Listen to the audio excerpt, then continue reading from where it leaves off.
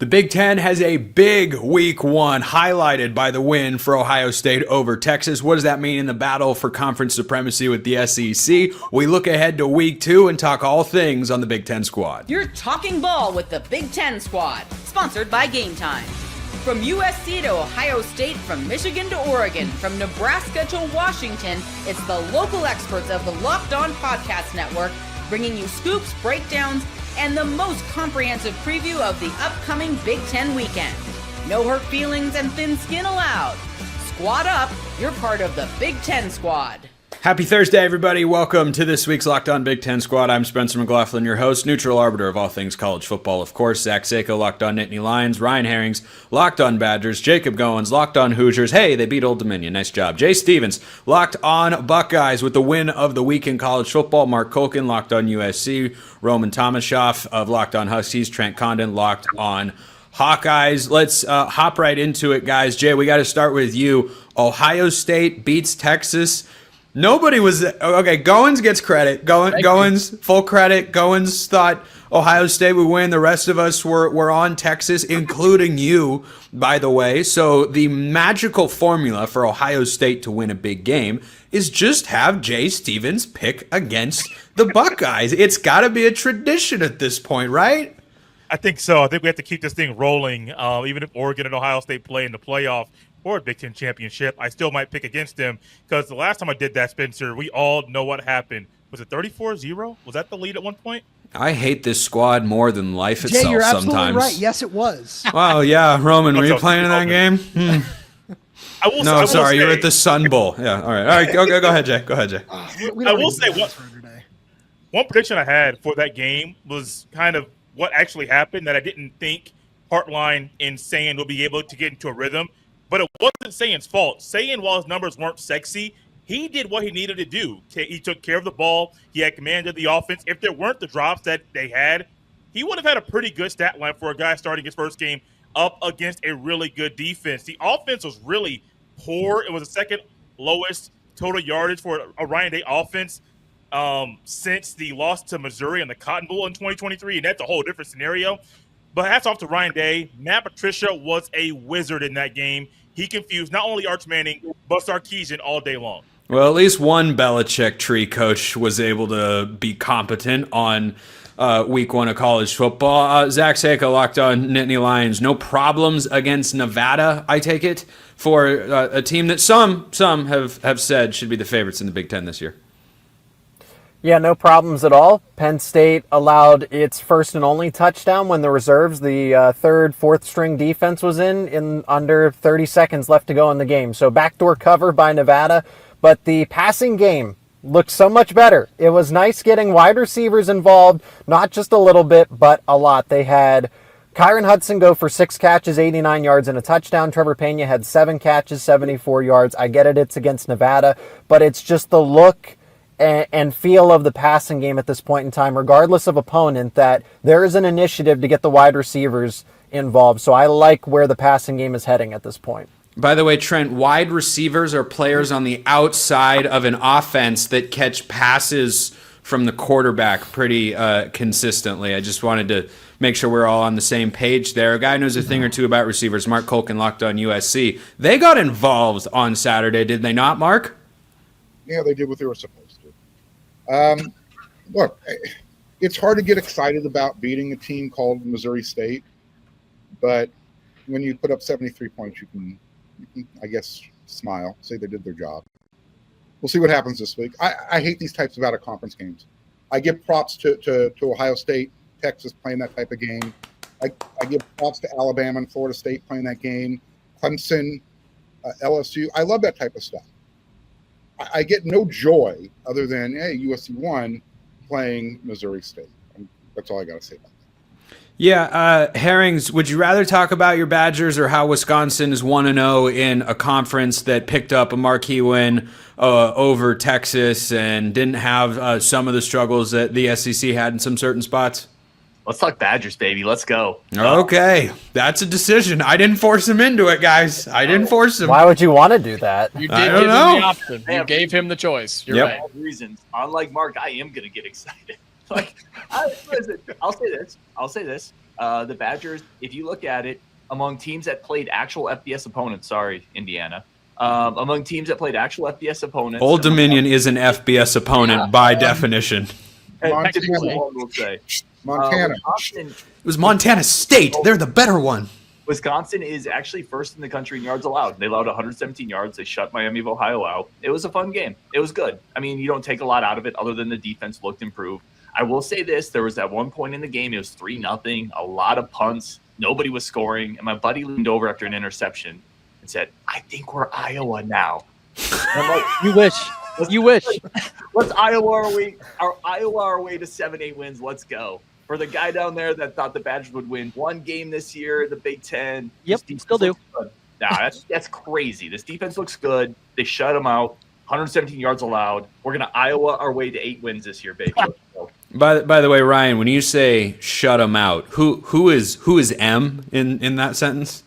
It doesn't matter. Oh, okay. Pitch the shutout, you pitch the shutout. Yeah. I think it was Western Michigan. Miami of Ohio. We played Western Michigan last year, and they gave us more trouble, actually. Right. So yeah, that's right. That wasn't great either. Roman, week 1 report for the Huskies. Do you think that in their present form they would go toe-to-toe with a team in the middle of the SEC? In the middle of the SEC, yeah, absolutely. Where I Washington 38-21. I had a lot of texts, including from you, Spencer, saying, what happened? I'm just looking at the scoreboard. Washington posted over 500 yards of offense. I've seen a lot of people complain about the rushing defense. Outside of the first quarter, Washington gave up 14 yards on the ground in this game. Colorado State scored on an illegal formation that was not called, and apparently Brian Walter said the refs leaned over to him after that and just said, sorry. So, you can take that for what it is. But no, Washington looked really solid. Jonah Coleman, Doak Walker, National Running Back of the Week for 177 yards, 2 touchdowns. He looked absolutely tremendous. That trio of him, Damon Williams, and Denzel Boston is going to be one of the best in the country, maybe the best in the Big Ten. Just that trio. I'm so excited about what they bring to the table, and they really are going to carry Washington to an extra win this season at some point. Goins, we know that Kurt Cignetti certainly doesn't want the SEC smoke. He just wants an SEC scheduling philosophy. But has he adopted that philosophy that the SEC just, doesn't actually do? But that's a different conversation, perhaps. Is that because he knows in the back, in his heart of hearts, that Old Dominion is capable of coming out and running this revolutionary play? I believe it's called the read option. Yeah. Yeah, that's it. That was literally all it was. They had a 75-yard touchdown run with the quarterback and a 78-yard touchdown run with the quarterback, and that was it. That's the only thing that Old Dominion did. But yeah, Kurt Cignetti needs to figure out how to stop that before he can talk trash about the SEC. Look, Old Dominion's not bad, but they're not good either. And if you take away 2 massive runs and you look at the game as a whole, Indiana dominated it. They just got stopped inside the 5 twice on offense. Fernando Mendoza was fine. He was average. Receivers didn't get involved, but Indiana ran the rock like crazy. So I'm not worried. Don't worry. We ramp up the competition this week. The Owls of Kennesaw State come to town. We're going to be fine. It's okay. Indiana is still a good football team. Yeah, that's another tough one there. Kennesaw State. Woo! Woo! I mean, do you think they would beat the Monarchs of Old Dominion? I mean, who? By the way, the Monarchs, no relation to Monarch Money, one of our sponsors here at the Locked On Network. But Trent, Cy-Hawk game this week. We'll talk about that matchup later on today's show. But week 1 of the Mark Gronowski era was what, in your view? Hideous. It was absolutely deplorable. It was awful. And after 6 years of this ineptitude, no, it was finally fixed. If Carson Beck was not the quarterback of Miami right now, it would be Mark Gronowski. In fact, Mark Gronowski was wanted by Miami. Iowa outbid them. And here we are with 44 yards of passing, the same garbage once again. It is absolute crap. And for the 5th year in a row, Iowa has been sold a bill of goods of awfulness at the quarterback position. The good news, Hawkeyes still find ways to win. Sorry, gang. Herring's up there, Goins, both you guys. We'll ugly our way to victories against both you buffoons. Look at the combination of those 2 last names. We have Hoens in the top right corner of the Locked On Big Ten squad. Hoens up there that are just Iowa haters. 44 passing yards. There was a run against Indiana that was almost twice as long as that. Nice virtual fist pump there, guys, I think. We're going to look ahead to week 2, talk about what we saw in the SEC some more as well. Plenty on the way on this week's Locked On Big Ten Squad.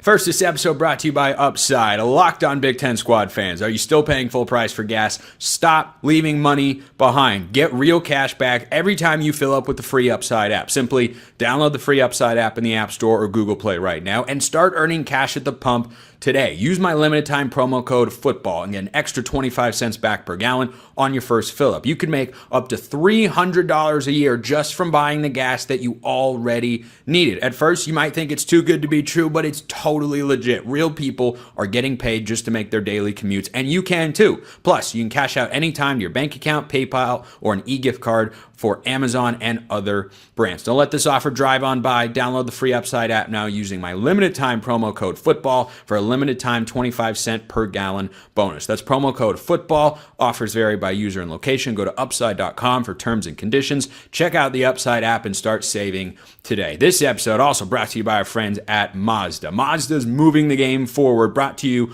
by those who believe it's not just about playing the game, it's about redefining it. Because these moments do more than win. They push what's possible. They remind us to go that extra yard, shift into that extra gear, and keep moving the game forward. I am begrudgingly going to shout out Ohio State quarterback Julian Sayin in this spot because he didn't have the best numbers, but he got a huge win in his first career start, didn't make a mistake, had a big touchdown pass, and sometimes to move your team forward, that's all you have to do. Julian Sayin did that. He could be prone to have even bigger games going forward this season. When you follow what moves you, the unexpected is only the beginning. And just like there's more to every highlight, there's more to a Mazda vehicle. Mazda, move and be moved.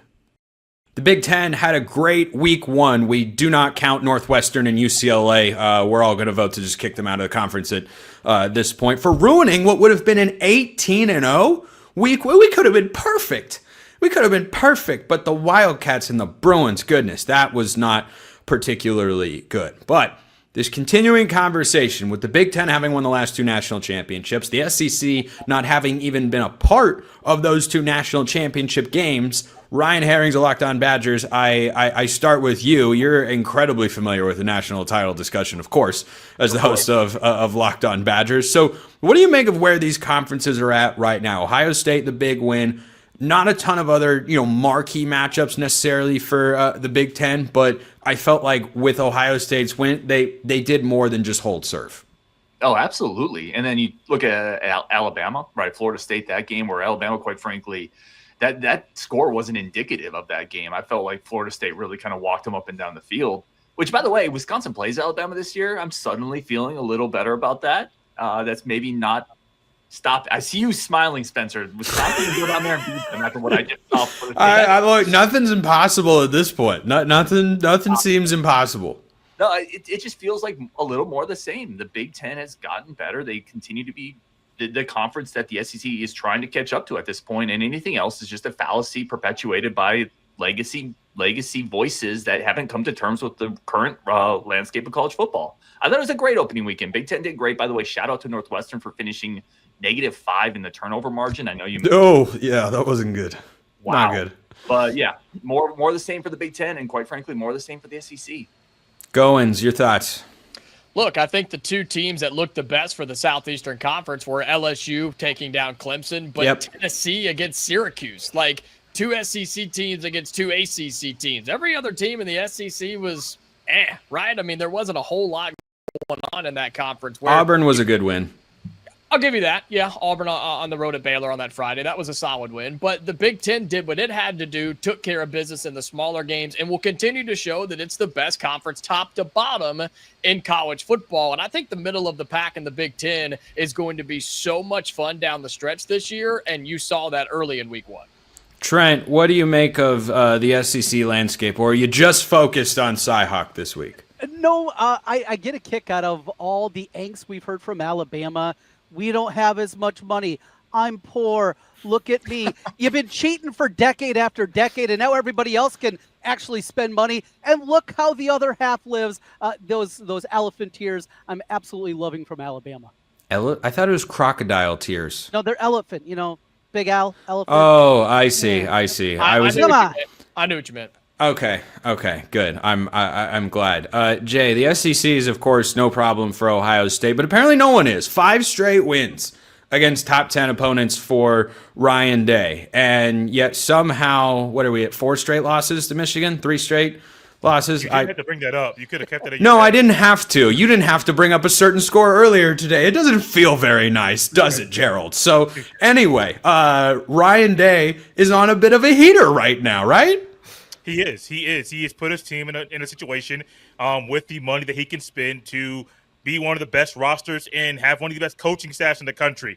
Let's not gloss over the fact that Spencer Trent brought up the money, and the money is real. I think the middle of the Big Ten is going to be better because they can start spending money that they were spending in the South for decades. And so you will get that middle of the pack that will be better. And if we do get in a Big Ten SEC challenge, I think that people in the South will start to get really upset because those teams in the middle of the conference that the Southeastern Conference used to beat, all of a sudden, the Big Ten will start winning some of those games. I think we saw that in bowl season last year. I think we've seen that in other postseason environments, like the college football playoff, for instance. By the way, Mark, don't worry, this isn't a shot at USC, but down in the city of Los Angeles, I just want to have a quick word of advice for any sports team franchise at any level. Don't set up a fake business to pay your superstar to avoid the luxury tax. This is not the way to do it. LA Clippers. I mean, goodness gracious, Mark. What's going on down there in that city? I'm a Lakers guy, so you don't have to talk to me about the Clippers. Look, how many of you? I have 2 questions. And Jay, this is not to disrespect Ohio State's win, but had that game been played in Texas, what's the outcome? I think it's the same. Probably the same because of the defense. Okay. Yeah. I'm not looking to debate this. It wasn't a knock. Where I really want to go with this, did anybody watch ESPN Game Day? Yes. Okay. Did you start to notice the narrative shifting already to how we should be giving credit to the teams that play these tough out-of-conference games? Mm-hmm. And how all of a sudden, 10-2 versus 9-3 based on strength of schedule. This is what I've been talking about. This is why I don't like these Kennesaw States, Old Dominions, Georgia Southerns, Southwest Missouri State dropping the Southwest to become just Missouri State. These games do nothing for our programs other than you're writing a check to support a lower level program for the entire year. That's their athletic department's payroll. So this is why all of a sudden now the narrative with the SEC is, well, look, we're playing non-conference games and we're willing to go to Columbus, Ohio and put our record on the line. This is what's going on now. So all of a sudden we're spending the money, and as Trent said, Alabama's crying, elephant tears. This is how convoluted everything is right now. We can make fun of the SEC. I love making fun of the SEC, but we got to start scheduling up again. So for everybody, the James Signettis who say, we're going to schedule an SEC type of out-of-conference schedule. Kurt's who is James Signetti? Very well, because all of a sudden the SEC is playing non-conference. He's the younger, better brother of Kurt. Watch out! Whoa! Maybe you'll know how to schedule one Power 4 out-of-conference game as well. So now you're up to 10. Let's not say, hey, we're better than the SEC right now. It's all going to come crashing back down as soon as everything starts getting balanced out. That's all I'm saying. I think the Big Ten's got a pretty solid that sort of trajectory. I don't disagree. Everybody should be playing. I've said it 1,000 times on my show. Every single Power 4 team should play at least one Power 4 non-conference team and 9 conference games. Done. And I want to make sure I agree with that. I say it on my show. I said it all summer. I hate that Indiana plays Old Dominion, Kennesaw State, and Indiana State 3 games in a row to start the year. That sucks. Nobody likes that. That's not entertaining. Like I'm totally with you on that. And I get the fight by 60 points, and I did not expect them to jump into the top 25. Mm-hmm. But the coaches poll dropped them 2 spots. They had 116 votes going into their first game. They have 40 after the game. Make it make sense. I don't know how to make that make sense. I don't know that I don't know that you necessarily can. I'm not against having some bye games out there because I understand the reality of the finances in college sport. But imagine if Indiana opened with Old Dominion and then this week was just playing like Louisville. Indiana Louisville this week. It'd be great. Just anything like that could add some interest and intrigue. We'll wrap the second segment with Roman, who I swear got put at the end by accident. That was I did. It wasn't like that in the first segment, and then it happened when Seiko left. I don't know how StreamYard does all of this, but Country Roads, take us home for the SEC conversation right now through week 1. Oh, absolutely. I do enjoy continuing to bag on the SEC. The one thing I really like this conversation that you guys have continued to bring up with playing more Power 4, non-conference schools, and with Washington being able to continue the rivalry with the Apple Cup with Washington State. I love that, and I'm somewhat torn because like you guys can RIP Pac-12 always and forever. But I look at this and I say like. For, Spencer, I feel like with your neutral arbitrarship, maybe you don't have this opinion right now, but with Oregon State, is this the kind of game that should count in this department as well? Where, yeah, it's like a lower level right now in terms of the talent with, funds and all this other stuff. But in terms of, as we continue to move forward in this new world of college football, conference realignment and all these other things, are these games that should not only be protected, for rivalry's sake and everything else like that? Oklahoma State is another one I think of in the same ballpark. Mm-hmm. But are these ones that should just also be valued to a certain extent by schedules and everything else? Because these are games that still should greatly matter in the world of college football. I just want to throw that out there. I agree. Here's a stat, and I'll wrap it with this, and then we'll talk about week 2. Kansas and Missouri play this week for the first time since 2011. These schools are driving distance from one another and have a historic rivalry. The last time it was played was 14 years ago. Before 2012, when it wasn't played and hasn't been played since, the last time those two programs didn't play each other was 1918. Pre-Great Depression time. That was the last year they didn't play. I don't want to see those sorts of games go away. So, Roman, I am with you there. We're going to look ahead to week 2, bounce around, get everybody's thoughts on the matchup, how the Big Ten can continue a strong start to the season. That's coming up next on the Locked On Big Ten Squad. First, this episode brought to you by DoorDash. It's almost the weekend. Time to look back and crown this week's MVP on Who Delivered, powered by DoorDash. Just like you can win every Saturday with DoorDash Streaks, saving more every time you order, these players delivered when it mattered most. Let's break it down. You know what? Just for my guy Roman, I'll start with Jonah Coleman. Was running like a man possessed. In a game that was more uncomfortable than Husky fans would have liked, Jonah Coleman started to take that game over in a big way. Damon Williams made some plays too, but man, Jonah Coleman was running like something was trying to get out of him on that particular day. And you know what? Let's shout out the Wisconsin defense while we're at it. Yeah, they were playing Miami of Ohio, but what should you do against the Redhawks? You should pitch a shutout. And Miami of Ohio was on the butt end of that because Wisconsin's defense showed up big time. So just like those teams showed up with key players, DoorDash delivers your Saturdays. With DoorDash Streaks, you save every Saturday you order. Stack it up all season, and you could save up to $250, including $100 in DoorDash credits. Order this Saturday, keep the streak alive, fuel your game day only with DoorDash. Terms apply, promo period through November 18th. Check out DoorDash today.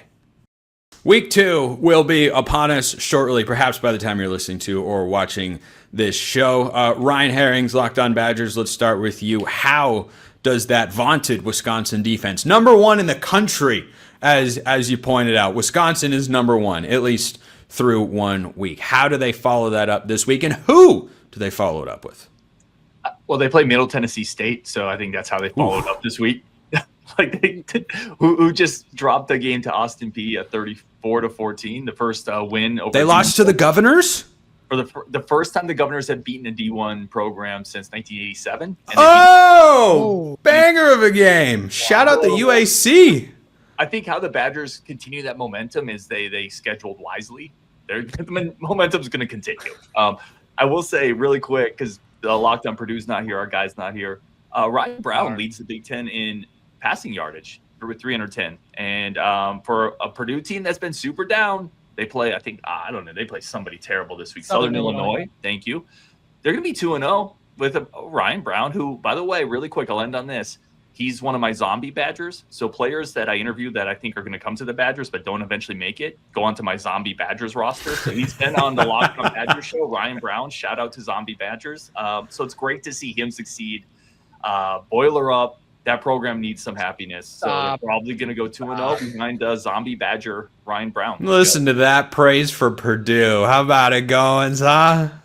It's bad enough that we hired a Purdue guy. Now we got to talk about it. It's not even here. Like, oh, we got to speak success into existence for those. Romance going on there, Ryan. I heard something in your voice. You okay? I feel it for him. It's the first name bond. Guys named Ryan. They stick together. They do. Roman, Washington this week. Give us a 60-second outlook. Yeah, the vaunted UC Davis Aggies are coming to town. Oh, don't sleep. Don't sleep. Top 10 in the FCS, number 7 right now, right? But I'm really interested in this matchup. I think their quarterback, Caden Pinnock, is really, really talented. And it's something that Washington fans have been, like I said a little earlier, really unhappy with the defensive line play, even though I don't think when you go back and look at the advanced numbers, it's anything to be mad about. Washington had 17 pressures, 15 hurries, and just 2 sacks against Braden Fowler-Nicolosi. I almost said Caden Pinnock again for Colorado State last week. But that's something where you go back and you look at the numbers. He had an average of 2.19 seconds to throw. And against Caden Pinnock, who is a really mobile guy, I'm intrigued to see what this is going to look like if they try to keep him in the pocket, anything like that. Because like I said earlier, we know what this offense is going to do. It's full just superstar talents. It's this defense that I want to see step up and just fill run lanes a little bit better, because if they can come out strong and just really overpower UC Davis like they're supposed to, I think people are going to feel a lot better with a bye week and then Washington State on the other side of that. Caden Pinnock is the guy's name? I thought it was Pinnock. Pennick. It sounded a lot like Penix, and I just was laughing at the irony of Washington's going to be out there like, yeah, Penix, no, not go against that guy. Trent, over under 70 passing yards for Mark Gronowski this week. Well, our friends at FanDuel have it at 136.5. Under. Oh my gosh. Under of the week. Coming up this week for everybody out there. I will say that he goes over your total, though. We'll get there in that one. Look, Iowa's won 6 straight in Ames. Iowa has not lost at Iowa State since 2011. Matt Campbell, for all the accolades that he's gotten, has never beat the Hawkeyes in his own building. So Iowa has a lot. Plus, Kirk Ferentz is going for the all-time Big Ten wins record coming up this weekend. Plenty of motivation on the Iowa side. The problem, Iowa State actually looks really good.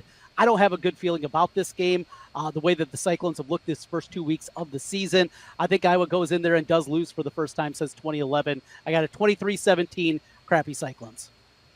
Did you guys hear Trent's just bottomed out mentality of like, we'll get over 70 passing yards, I think. But under 136. We'll get there. But 135 under. Please. Jay Stevens, I presume a simpler matchup, but maybe a better quarterback than Arch Manning on tap this week? I don't know. Who you got? Grambling State. It's going to be a cakewalk. Well, it's going to be a game that I only care about halftime because I care about Grambling State's marching band. They're not going to be much of a test, but Ohio State is going to have to be more explosive on offense. That's one thing Ryan Day is preaching this week for the team to grow. Offensively, it's still weird that Sand played as well as he did, and the offense only get 200 yards of offense. It's still wild to say that they won that game against Texas when the offense really couldn't do anything. I just think that they could just kind of roll in there and score 50 points as they should, but they got to get the ground game going too. I am a critical grader, and so even if they blow them out, I'm trying to make sure they hit some stat marks in this game to see the necessary growth from last week to this week. Did anybody see the video meme comparing Arch Manning to Uncle Rico? Yeah. Napoleon Dynamite. Just the sidearm flick. It was so good. Anyway, Mark, the return again of Clay Helton to Los Angeles. I mean, should he get a round of applause? Should he get booed? Like, what are you feeling here about your old head coach? Well, that's actually been a topic of conversation going on the message boards. How should Clay Helton be treated when he shows up? I think the right thing to do is just, give him a little polite golf clap. I think what would be hysterical is if it was just dead silence. and all of a sudden you see a tumbleweed come out of the tunnel right before play.